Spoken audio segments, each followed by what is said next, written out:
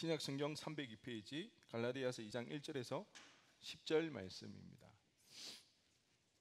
네, 우리 한 절씩 교독합니다. 14년 후에 내가 바나바와 함께 디도를 데리고 다시 예루살렘에 올라갔나니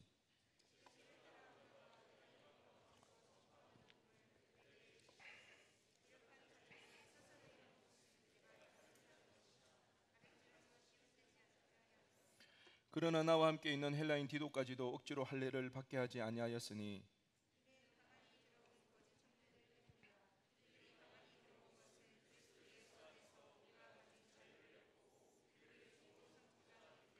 그들에게 우리가 한시도 복종하지 아니하였으니 이는 복음의 진리가 항상 너희 가운데 있게 하려 함이라.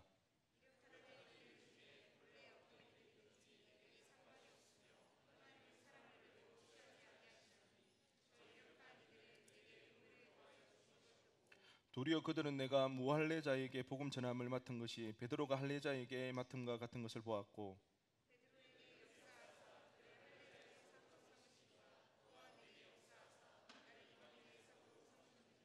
또 기둥같이 여기는 야고보와 게바와 요한도 내게 주신 은혜를 알므로 나와 바나바에게 친교의 약수를 하였으니 우리는 이방인에게로 그들은 할례자에게로 가게 하려 함이라.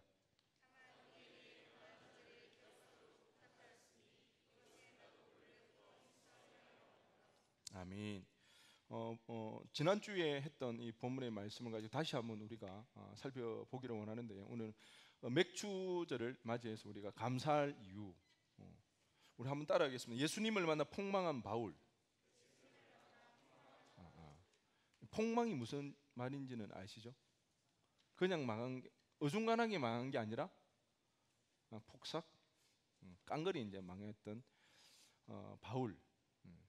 그럼에도 불구하고 바울에게 임한 그 하나님의 은혜를 통해서 우리가 무엇을 감사할 수 있는지, 우리가 어떻게 감사해야 되는지에 대해서 한번 생각해 보기를 원합니다.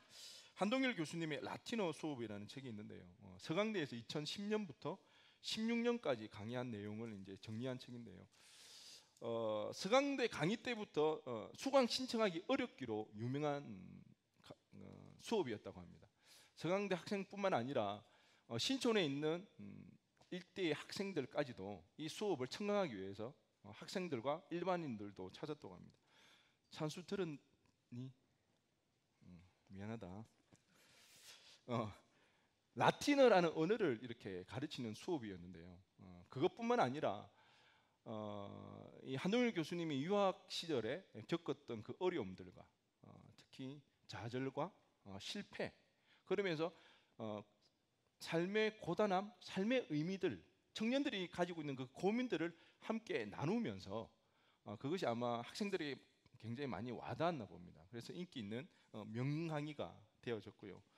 이렇게 입소문난 이 강의가 책으로 이렇게 출간이 되어졌습니다. 그런데 사실 이 한동일 교수님은요, 라틴어를 공부를 하긴 했지만 라틴어 의학 전문가는 아닙니다. 이분의 본래 직업은 변호사이고요, 그리고 가톨릭 사제입니다. 특히 이 변호사가 굉장히 유명한 변호사인데요, 동아시아에서 최초, 동아시아에서 최초이다 보니까 당연히 우리나라에서도 최초이겠죠. 바티칸 대법원 소속의 로타 로마나라는 이 변호사입니다. 로타 로마나가요, 설립된 지가 700년이 됐다고 합니다. 그런데 700년의 역사 가운데 동아시아에서 한국인 최초로 변호사가 된 분이 바로 이 한동일 교수입니다. 그 수업이 굉장히 어렵다고 해요.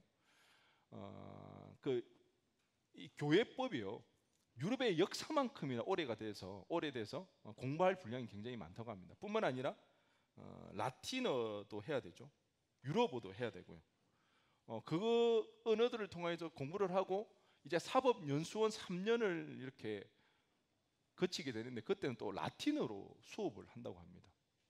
그렇게 다 이렇게 무사히 잘 마쳤다고 해서 그냥 변호사가 되는 게 아니래요. 그렇게 모든 과정을 다 수료한 사람들 중에 로타 로마나가 될 수 있는 확률은 5에서 6%밖에 되어지지 않는다고 합니다. 그러니까 그 로타 로마나에 대한 위상이 대단한 거죠.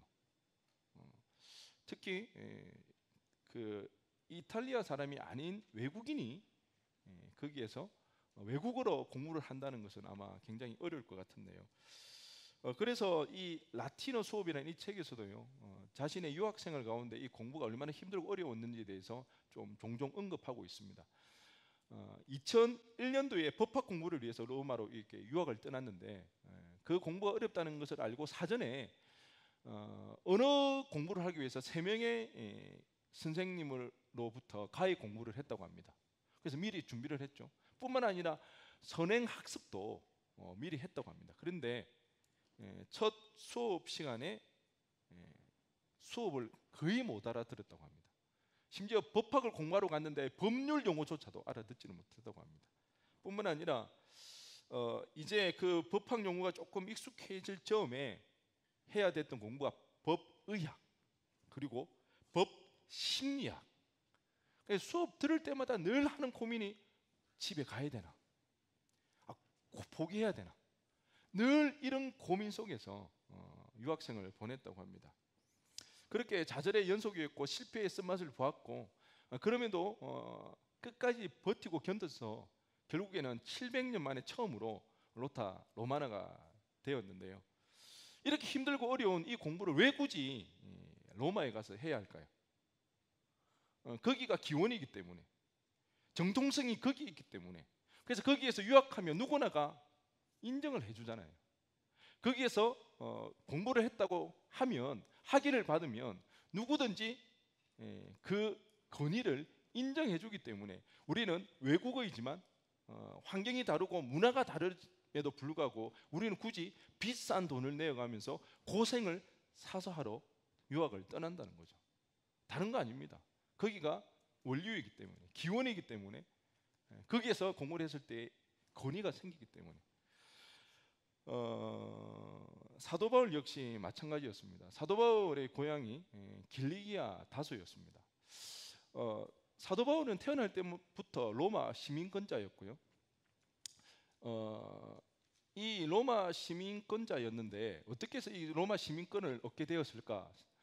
귀족 집안은 아니거든요. 아버지하고 사도 바울이 분명히 천막 제조업을 하는 걸 보니까 아버지로부터 물려받은 가업이라는 거죠. 그렇기 때문에 귀족 집안이 아닌데 로마 시민권을 받았다는 것은 아마 돈을 주고 샀을 확률이 높습니다. 그러기에 사도 바울의 집안은 좀 살만했다. 시민권을 돈 주고 살 만큼 유복한 가정이었다. 뿐만 아니라 그 사도 바울의 집안이 엄격하기로 소문난 유대교의 분파인 바리새파거든요. 그러니까 사도 바울이 그냥 작정하고 자기가 바리새파가 되겠다고 했던 것이 아니라 집안이 바리새파였다는 거죠. 그러니까 어릴 때부터 토라를 배우고 율법을 지켜 행하는 것이 몸에 배인 거죠. 우리는 예수를 믿지 않다가 교회를 나오는 게 쉽지가 않거든요. 주일날 황금 같은 연휴 이 기간을 포기한다는 게 어렵거든요. 특히 11조, 평생 내지 않던 그 11조를 낸다는 것이 결코 쉬운 일이 아닌데, 이뿐만 아니라 다양한 이 율법들을 어릴 때부터 배웠고 그것을 실천했기 때문에 사도 바울에게는 율법을 따라 행한다는 것이 어려움이 없었습니다. 당연하게 여겨졌죠. 거기에다가 사도 바울을 잘 보면 굉장히 영특한 것 같아요. 토라에 대해서, 율법에 대해서, 구약 성경에 대해서 굉장히 해박한 지식을 가지고 있습니다. 저도 그냥 봐서는 잘 모르는데 신학자들의 이야기를 들어보면 사도 바울이 쓴 편지들을 보면요, 창세기와 시편을 자유자재로 왔다 갔다 합니다. 그리고 그 의미를 통하게 하고요, 그 언어 유희를 통하여서 굉장히 재미있게 하는데, 창세기와 시편을 정통하지 않으면, 구석구석까지 다 알지 못하면 그렇게 하지 못한다는 거죠. 창세기와 시편뿐만 아니라 신명기와 이사야서도 자유롭게 이렇게 왔다 갔다 합니다. 그만큼 해박하다는 거죠. 토라에 대해서 정통했다는 거죠. 어릴 때부터 영특했습니다. 히브리어로 된 구약 성경을 읽었을 거고요. 그리고 아마 당시 공용어였던 헬라어도 아마 자유롭게 사용했을 것입니다. 뿐만 아니라 당시 그 자신의 패권 국가였던 로마, 라틴어까지 어느 정도 구사할 정도의 언어 구사 능력을 아마 사도 바울은 가지고 있었을 것입니다. 이런 가정 배경 속에서 그는 드디어 그토록 바라고 원하는 유학기에 오릅니다. 그것은 바로 예루살렘입니다. 당시 유대인들에게 예루살렘은요 경외의 대상이었습니다. 왜 그럴까요? 그곳에 성전이 있기 때문입니다. 수많은 유대인들이 순례자가 되어 매년 그 성전을 예루살렘을 찾았습니다. 뿐만 아니라 그 성전은요 유대인들이 내는 세금으로 저 멀리 이방 지역에 흩어져 사는 유대인 디아스포라들이 내는 세금으로 유지되고 있는 거죠. 그러니까 늘 예루살렘에 대한 동경, 예루살렘을 경외하는 그런 마음들이 있었습니다. 사도 바울은 아마 10대 시절에 이 예루살렘으로 유학길에 나섭니다. 예루살렘에 아마 그의 사촌 누이와 조카가 살고 있었다고 신학자들은 이야기를 합니다. 그래서 예루살렘에 드디어 그가 공부를 하게 되어집니다. 어릴 때부터 바리새파 집안에서 부모로부터 토라 교육을 받았고 영특하여서 히브리어와 헬라어로 자유롭게 성경을 읽었고 외웠던 어떤 신학자는 이런 이야기를 합니다. 아마 사도 바울이 편지를 쓰는 걸 보면 이 구약 성경을 거의 통째로 외운 것 같다고, 그 정도로 이렇게 잘 안다고.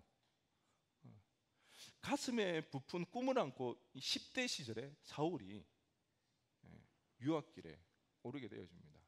그리고 드디어 거기서 당대 최고의 학부, 당대 최고의 율법 교사 가마리엘 문화생이 되어집니다.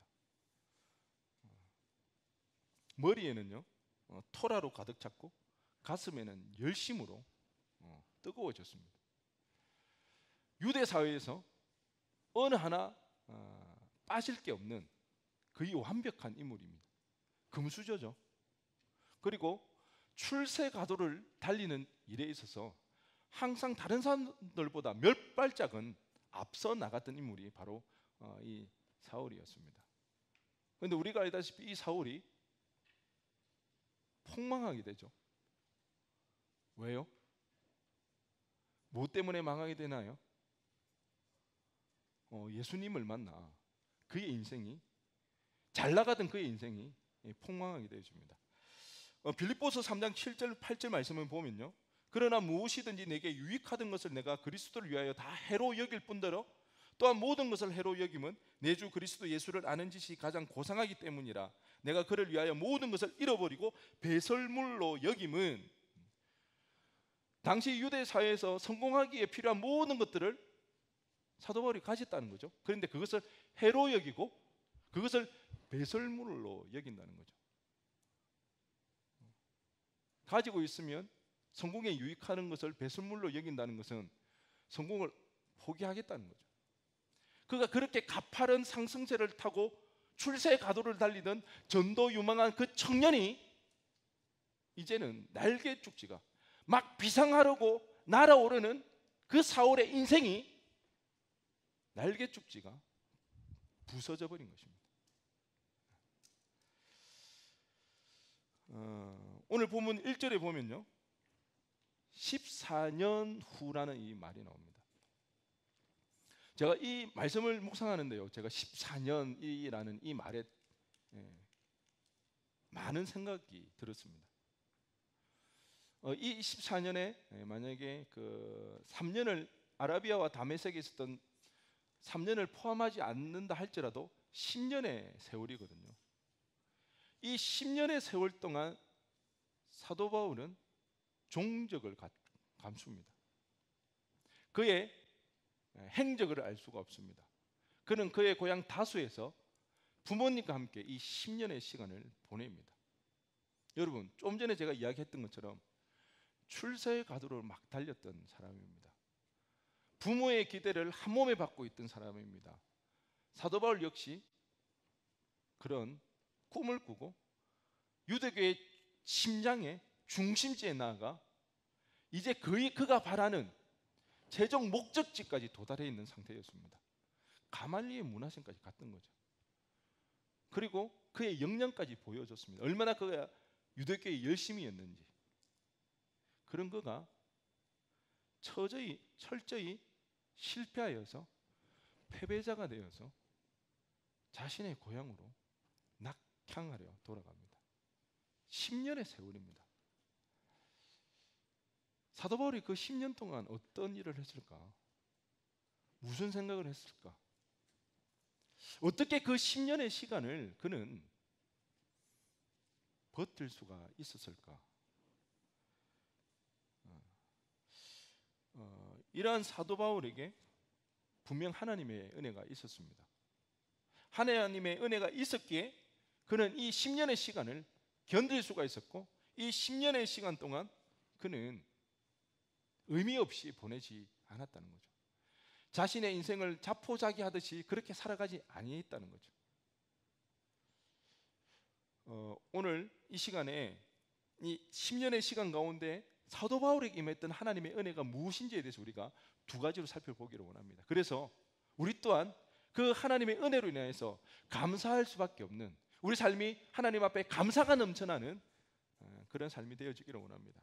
첫째, 한번 따라하기 바랍니다. 잊지 않으시는 하나님, 잊어버리지 않으시는 하나님입니다. 오늘 보면 1절을 한번 다 함께 읽어보겠습니다. 시작.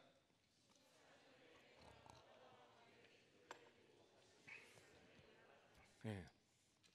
14년 후에 올라간 이 시기가 정확히 언제인지가 좀 중요한데요. 제가 좀 전에 이야기했다시피 학자들은 두 가지 견해를 보이고 있습니다. 이 14년 후가 다메섹 도상에서 예수님을 만난 이후로 14년인지, 아니면 다메섹 도상에서 예수님을 만나고 그가 아라비아로 가고 다메섹에 있었던 그 3년의 시간을 빼고 3년 후부터 14년인지, 다메섹 도상에서 예수님을 만난 후부터 14년이면 아마 이때는 그 40년대 중반이 되어집니다. 이 시기가 언제냐면 예루살렘에 기근이 들어서 아마 사도 바울과 바나바가 그 구호 활동을 하기 위해서 예루살렘을 찾은 걸로 우리는 이해할 수 있습니다. 그런데 만일 이 14년이 그 아라비아와 다메섹에 있었던 3년을 뺀 이후부터 14년이라고 그러면 17년이 되죠. 그러면 40년 후반이 되어집니다. 그때는 예루살렘 공의회가 있었던 것입니다.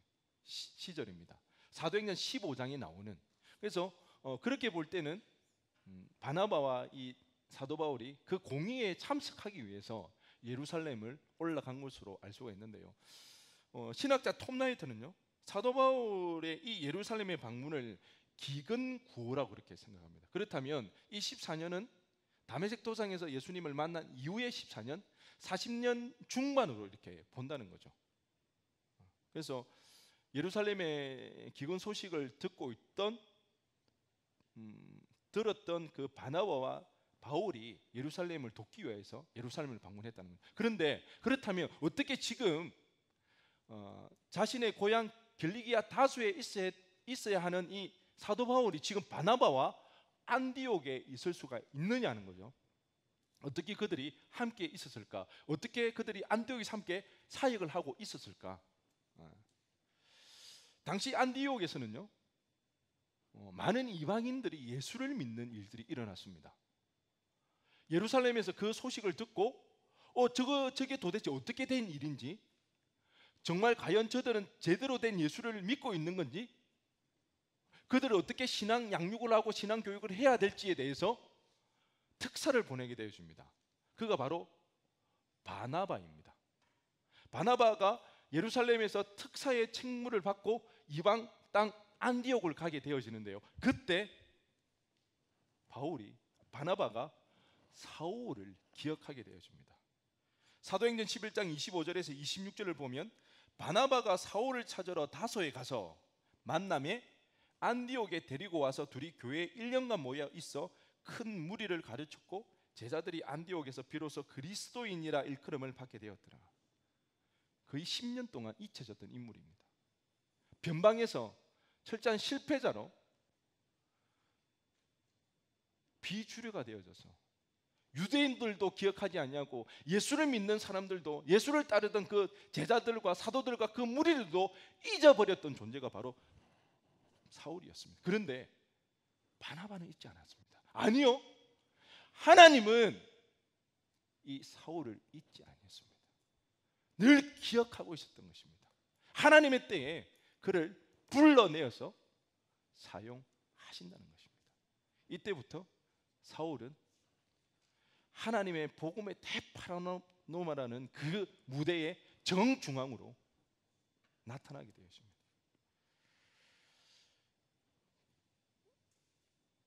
잘 나갔던 아들이죠. 기세등등했습니다. 어느 날 집에 돌아와서는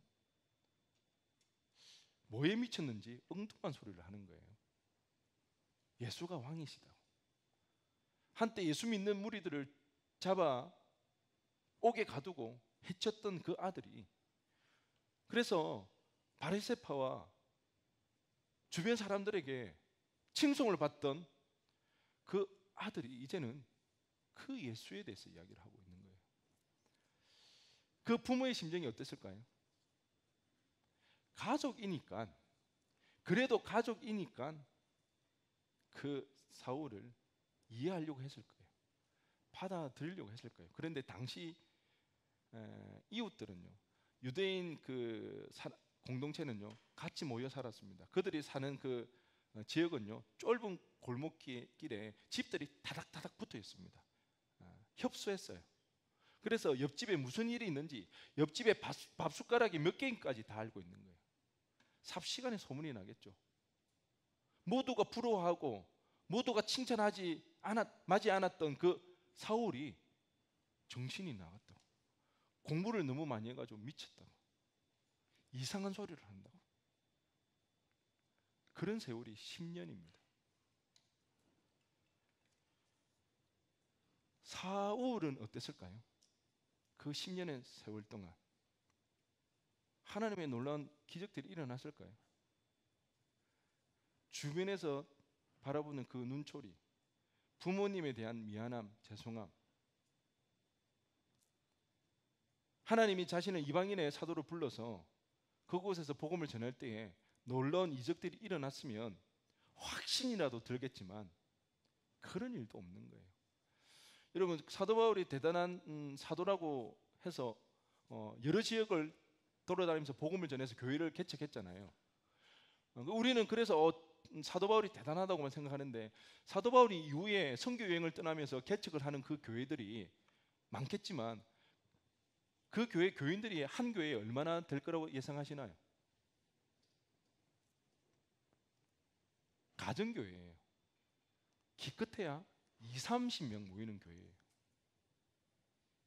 사도 바울이 행하였던 그 일들이 그렇게 웅장하거나 대단해 보이는 그 일들이 주변의 사람들이 부러워할 만한 그런 차익들이 일어나지를 않았다는 겁니다. 이 고향 땅에서도 아마 그 10년의 시간 동안 사도 바울은 끊임없이 의심하고 확신하며 의심과 확신을 왔다 갔다 했을 겁니다. 사실 사도 바울은요 예루살렘에서 쫓겨났습니다. 다메섹 도상에서 예수님을 만나고 그 아라비아로 가서 다메섹에서 보내고 있는데요, 예루살렘에 올라갔습니다. 그리고 예수님을 따르는 무리들과 사도들과 교제하기를 원했습니다. 그 무리들에 들어가기를 원했는데요, 그들이 거부했습니다. 그때 누가 나타납니까? 중재자 바나바가 나타나서 사도 바울을 보증해 줍니다. 아니다, 이 사도 바울 진짜 예수를 믿는 사람이다. 그들을 받아들여야 된다. 그래서 그들 무리 속에 있었는데, 이 사도 바울의 이 논쟁을 좋아하는 이 습관, 이 버릇은 여전히 남아 있었습니다. 그 예루살렘 지역에 있는 헬라파 유대인과 끊임없이 논쟁을 벌였습니다. 결국 이 헬라파 유대인들이 사도 바울이 말을 굉장히 잘했던 것 같아요. 말로 해가 이기지는 못하는 거예요. 결국 그들이 이 사도 바울을 죽이려고 하는 거예요. 그래서 당시 예루살렘에 있던 그 사도들과 그 책임자들이 사도 바울이 늘 사고만 치는 거예요. 문제만 일으키는 거예요. 그래서 도저히 안 되겠다 싶어가지고 그의 고향으로 쫓아내버립니다. 사도 바울은 예루살렘에 있기를 원했습니다. 거기서 복음을 전하기를 원했다는 거죠. 그 마음에 얼마나 큰 상처가 있을까요? 자기는 하나님 앞에 열심히 하려고 했는데 사람들이 자신을 이해해주지 못하고 받아주지 못하고 자기를 도리로 쫓아내버리는, 그러고 나서의 시간이 10년의 시간입니다. 무명의 시간입니다. 눈에 보이는 일이 없습니다. 되어져 가는 일도 없습니다. 희망을 삼을 만한 변화도 그의 삶에는 일어나지 않더라는 겁니다. 그 사도 바울의 마음이 얼마나 압박했습니까? 힘들었겠습니까? 얼마 전에 저희 가족들이 저 아현역에 있는 마트에 이제 장을 보러 갔어요. 그리고 우리 결이 유리가 정말로 좋아하는 베라 맞나 하나요? 베라를 사러 갔어요. 사서 이제 제가 이제 들고 가다가 우리 결이에게, 결아 이제 결이가 좀 들어 이렇게 해서 결이에게 줬는데, 얘가 그날따라 왜 그랬는지 아빠도 아무것도 안 들고 있으면서 왜 자기에게 들라고 하면서 이 툭툭거리는 거예요. 그래서 제가 그랬죠. 나는, 아빠는 운전하잖아. 너무 유치한가요? 아빠는 그렇잖아. 우리 와이프가 참 청년들이 여보를 참 어떻게 생각할지 걱정된다면서. 유치해도 어쩔 수 없어요. 그게 저니까요. 아빠는 운전하잖아. 아빠가 운전하는 차에 너 타고 가잖아. 자꾸 유치하게 자꾸 이렇게 비웃는 것 같은데. 그러면서 제가 그러면서 그렇게 했더니 얘가 그럼 자기는 차 안 타고 가겠대요. 순간 제 마음속에 여기서 밀리면 안 되겠다는 그 놀라운 하나님의 음성 같은 생각이 순식간 제 머릿속을 스쳐 지나갔습니다. 그래? 알았어. 그러면서 제가 아이스크림을 들고 유리랑 이렇게 갔어요. 데리고. 설마 혼자 가겠나 했는데 진짜 가는 거예요. 제가 8살짜리하고 싸워서 이겨가지고 뭐 하겠어요. 짜증은 났지만 그래도 걔를 이렇게 가게 놔둘 수가 없어서 결아 일로 와, 같이 가, 아빠 차 타, 이렇게 했어요. 그리고 이제 따라오는 듯 했어요. 그런데 애가 없는 거예요. 우리 와이프가 혼비백산이 돼가지고 결이 어디 갔냐고. 우리가 지하에 차를 주차를 했는데 지하에 갔다가 다시 1층으로 가가지고 아이를 찾았는데 주변에 안 보여요. 사방을 다 뒤지고 할 수 없이 길을 건너서 저희 집으로 가는 그 길로 올라가는데 보이지가 않는 거예요. 할 수 없어서 저는 유리를 데리고 차를 타고 집으로 가고 우리 와이프는 걸어서 쫓아 올라갔습니다. 가면서 사람들에게 혹시 이런 아이를 보셨냐고. 본 사람이 없다는 거예요. 집에 도착할 때까지 서로 막 통화하면서 걱정을 하면서 그렇게 올라갔는데 지금도 그날 생각하면 얼마나 아찔한지 모릅니다. 그런데 집에 도착했더니 지금 우리 결이가 있으니까 있었겠죠. 혼자 와 있는 거예요. 차 오는 내내 설마 괜찮겠지, 스스로를 이렇게 위안하면서 왔는데, 그래서 막상 또 집에 있다고 하니까 너무 다행스럽고 괜찮았는데 또 막상 보니까 와, 그 순간 이렇게 이 분노가 치밀어 오르는 거예요. 이놈이 참 쉽지 않은 것 같아요. 다 뭐 저 닮았겠죠. 지금도 그때 생각하면 얼마나 가슴이 철렁하고 아찔한지 몰라요.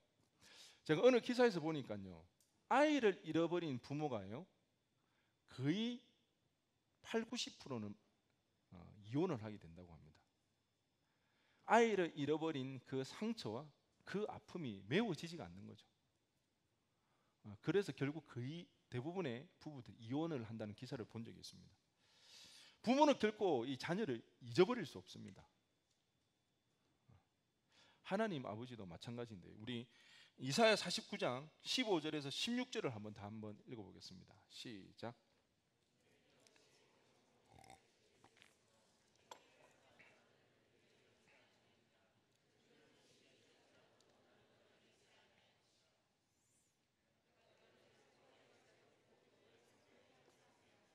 아멘. 네. 젖 먹는 자식이요. 젖 먹는 자식은 얼마나 생각이 많이 나는지 모릅니다. 그래서 그 낳은 정보다 기는 정이 더 무섭다고 그런 이야기가 있잖아요. 젖 먹는 자녀를 잊을 수는 없습니다. 그런데도 혹시 부모는 그 자녀를 잊을지 모르지만 누구는 하나님은 절대 잊을 수가 없다는 거예요. 하나님의 손바닥에 우리의 이름을 새기고 있다는 것입니다. 우리 스스로는 우리 인생을 포기한다 할지도 모르지만 주변 사람들은 우리를 포기하고 우리를 잊어버릴지 모르지만 하나님만은 우리를 포기하시지 않냐고 우리를 잊어버리는 일이 결코 없으시다는 것입니다. 여러분, 하나님을 오랫동안 기다려왔는데 하나님을 만나지 못하고 계속해서 끊임없이 하나님 앞에 기도하고 있지만 변화가 없어서 하나님이 계신지 하나님에 대한 의심이 들고 여러분의 마음이 지치고 어려운 분이 있습니까? 여러분, 오늘 이 말씀을 통해서 똑똑히 기억하시기 바랍니다. 하나님은 결코 여러분을 잊어버리지 아니하십니다. 여러분은 각자의 이름을 그분의 손바닥에 기억하시고 새기시고 기억하고 계신다는 것입니다.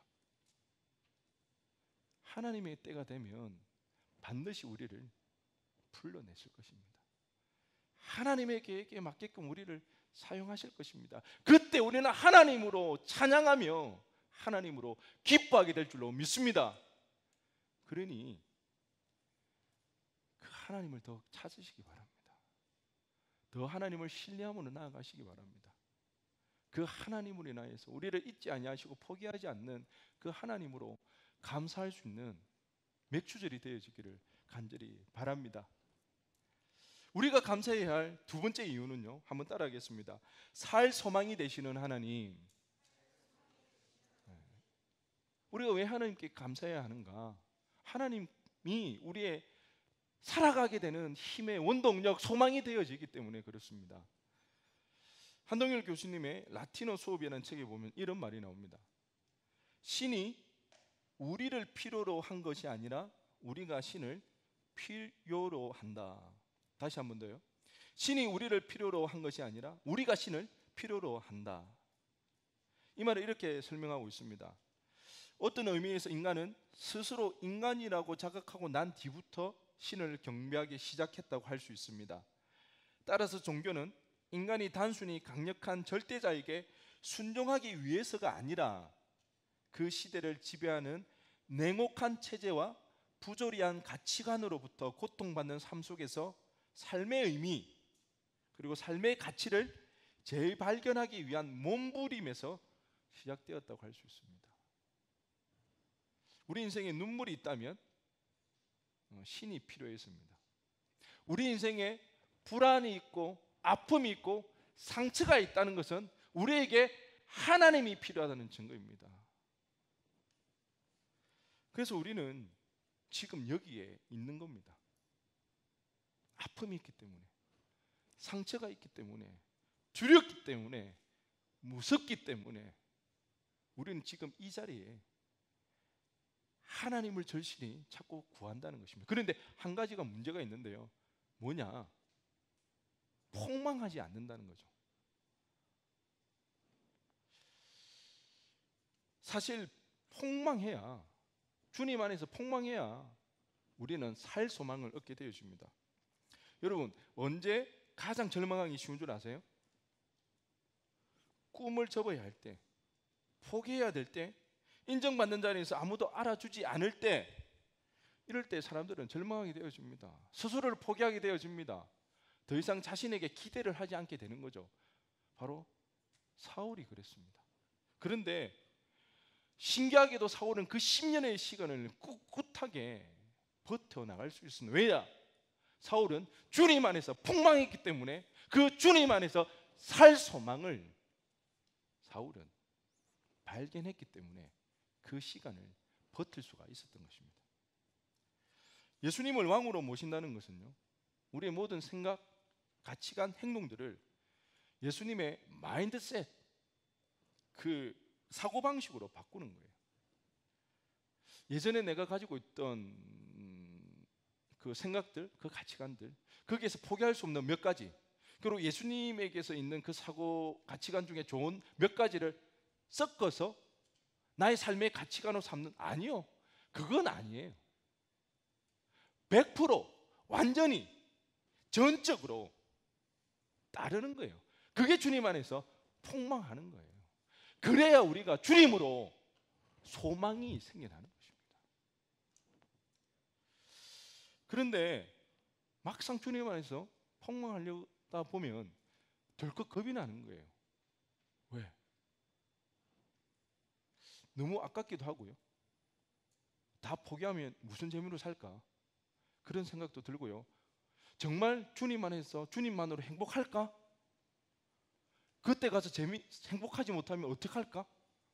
이런 두려움이 있기 때문에 우리의 것을 100% 다 내려놓지는 못한다는 거예요. 여전히 움켜잡고 있다는 거예요. 바리새인으로 철제된 사울에게 10년의 시간이 필요했던 이유는 습관을 들이기 위해서입니다. 그의 사고관과 그의 가치관, 그의 행동을 바꾸는데 하루아침에 은혜 받았다고 바뀌지가 않아요. 생각을 바꾸고 행동을 바꾸고 습관을 기르는 데는 오랜 시간이 걸리는 거예요. 10년의 시간이 소요되어지는 겁니다. 바뀐 것 같죠? 갑자기 위급한 상황, 갑자기 급박한 상황이 일어나면 어떻게 될까요?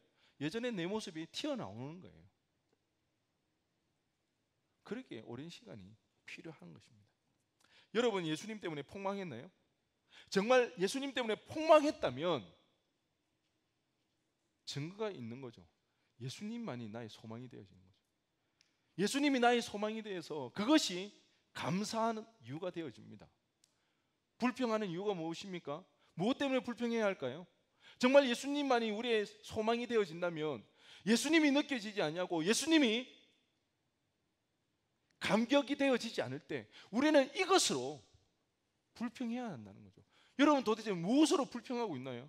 예수님에게 원망한다면 원망하는 이유가 무엇입니까? 예수님을 느낄 수가 없었어? 예수님이 더 이상 감격되어지지 않아서 그것으로 여러분은 예수님을 원망하시나요? 아니면 도대체 무엇 때문에 불평하시고 무엇 때문에 감사하지 못하나요? 사도 바울이 선교여행 1, 2, 3차를 마치고 마지막에는 이제 로마로 압송하게 되어집니다. 그리고 거기서 이제 결국은 사도 바울은 자신이 더 이상 살기를 원치 않았습니다. 예수님으로 그는 죽기를 원했습니다. 자신의 생명을 포기했습니다. 그래서 그가 로마로 압송되어 가는데요. 가는 도중에 유라굴로라는 강풍을 맞게 되어집니다. 얼마나 그 강풍이 심했던지 이틀째가 되었을 때는 그들이 가지고 있던 짐들을 바다에 다 버리게 되어집니다. 그런데도 그 강풍 앞에서 이 배가 안전하지 않자 사흘째 되던 날에는 그들이 가지고 있는 장비들 그리고 그 식료품까지 먹을 것까지 다 내어버리게 되어집니다. 그러고도 그들은 삶에 대한 소망을 가지지 못했습니다. 사도행전 27장 20절에 여러 날 동안 해도 별도 보이지 아니하고 큰 풍랑이 그대로 있음에 구원의 여망마저 없어졌더라. 구원의 여망마저, 살 가망이 완전히 사라지고 말았던 것입니다. 그 배에 탄 사람 모두는요 살기를 원했습니다. 죽기를 원하는 사람은 아무도 없었거든요. 그런데 단 한 사람, 사도 바울은 살기를 원치 않았습니다. 그는 지금 죽기 위해서 로마를 향해 나아갑니다. 그가 정말 자신의 목숨을 건지려고 했다면 기회는 있었어요. 굳이 로마에 압송되어 가지 않더라도 그는 살 기회가 있었던 거예요. 그런데 그는 주님 때문에 죽기를 원했습니다. 그는 더 이상 살기를 원치 않았던 거죠. 그런데 그 배에서 살 소망마저 완전히 사라질 때에 오직 사도 바울에게만 살 소망이 생겨나게 되어졌습니다. 사도행전 27장 22절을 다 함께 읽어보겠습니다. 시작.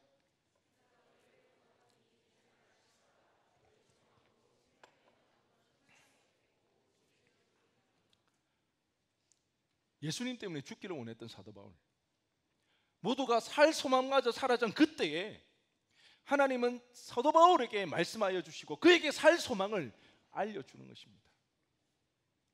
이 배는 안전하다.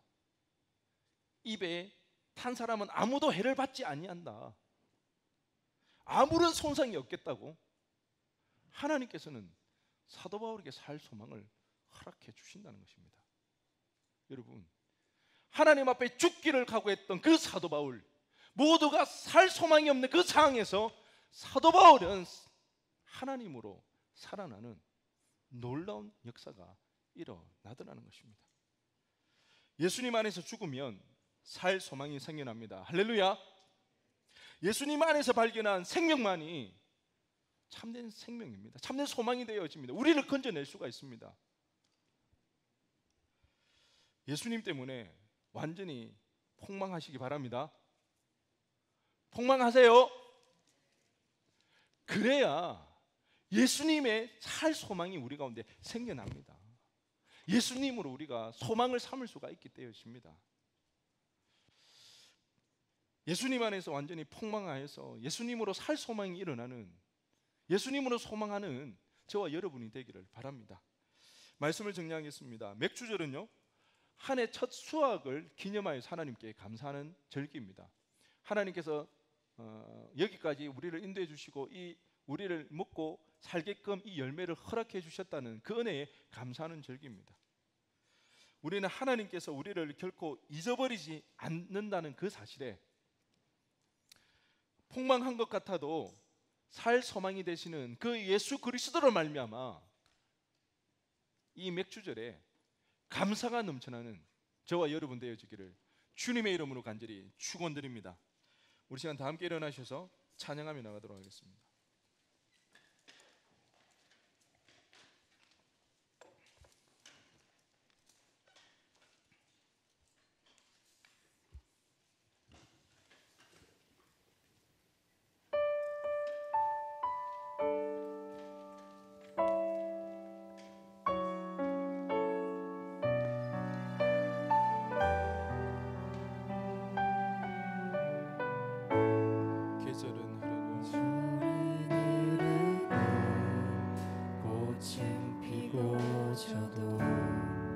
시들지 않은 생명이 있네.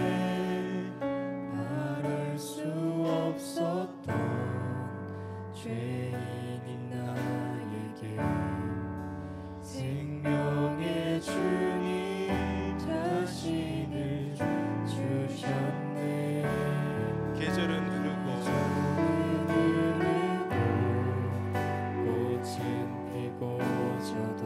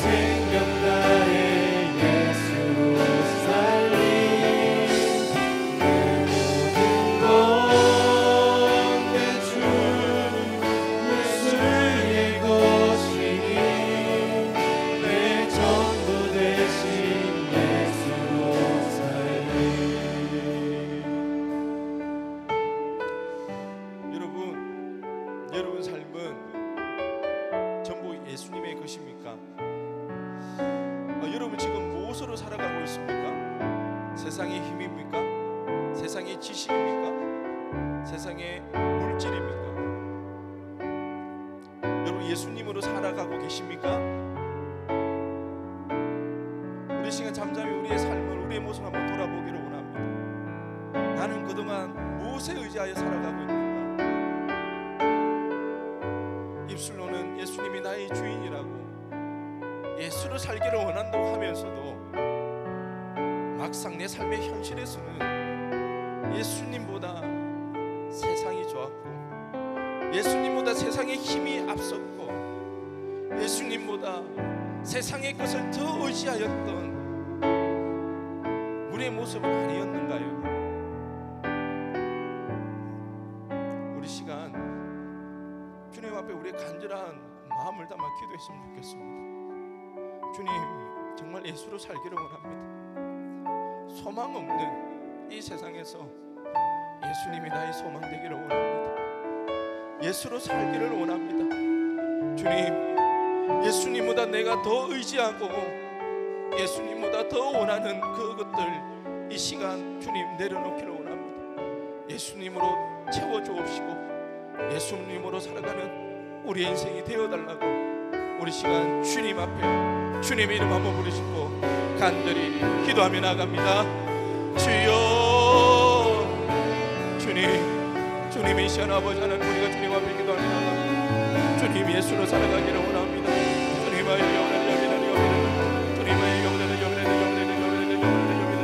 하나님 우리 이름 앞에 주님 우리의 심령들을 붙잡아 주옵시고 주님 예수로 살아가기를 원합니다. 예수님이 우리의 삶의 소망이 되어지기를 원합니다. 예수로 살아가겠다라고 아버지 하나님 고백하면서도 여전히 예수님보다 우리가 의지하는 것이 너무나 많이 있습니다. 예수로 소망을 삼고 살아가지 못합니다. 예수로 살아가지를 못하는 하나님 우리의 연약함과 우리의 믿음 없음을 불쌍히 여겨주옵소서. 여전히 내가 의지하고 내가 사모하는 것들, 여전히 포기하지 못하고 내려놓지 못하는 것들 주님이 이 시간 내려놓기를 원합니다. 우리의 마음을 붙잡아 주옵시고 예수로 충만하여지게 하여 주옵소서. 예수의 소망으로 가득하게 하여 주옵소서. 그리하여서 아버지 하나님 우리가 외로워지게 하여 주옵소서. 우리에게 유익이 되고 우리의 성공의 발판이 되어졌던 것들을 내려놓게 하여 주옵소서. 아버지 하나님 외로워 여기게 하여 주옵소서. 배설물로 여기게 하여 주옵소서. 그리하여 예수의 소망으로 채워지는 우리의 소망이 되게 하여 주옵소서. 예수로 살아가는 아버지 하나님 주님,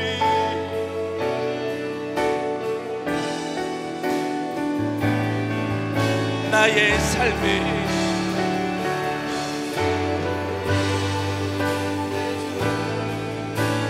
주의 것이니 내 생명 다해 예수로 살리 내 모든 것 내 주 예수의 것이니 내 전부 되신 예수로 살리 나의